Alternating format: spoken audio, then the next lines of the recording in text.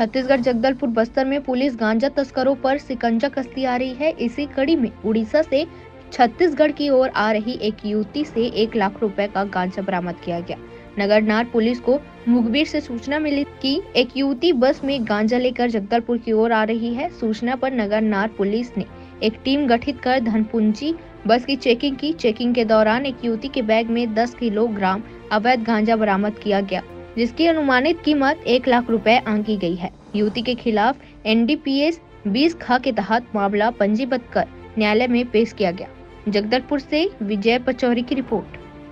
आज गांजा तस्करी पे एक महिला को पकड़ा गया है, 18 साल की महिला है। एक्चुअली नगरनार थाना को मुखबिर के थ्रू सूचना मिली थी कि एक लड़की जिसकी उम्र करीब 18 साल की है और उड़ीसा से आ रही है और वो 10 केजी गांजा आसपास में रखी हुई है। जिसके बाद धनपुंजी नाका पे वाहनों की चेकिंग जारी थी, जिस चेकिंग के दरमियान उर्मिला हंतल जो आरोपिया है उसके कब्जे से 10.3 केजी गांजा बरामद किया गया।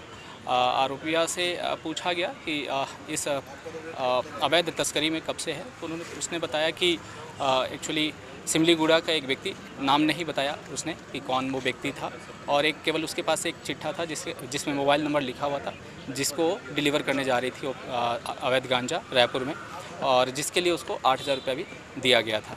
तो और डिलीवरी करती तब उसको 8,000 रुपये मिलता।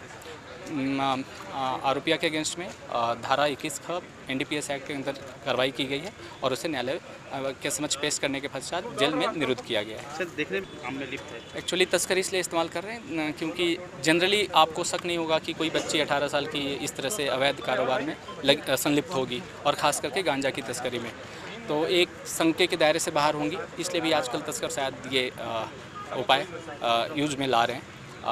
हमें थोड़ा सतर्कता ज़्यादा बरतना होगा ताकि इस तरह की अवैध तस्करी को रोका जा सके।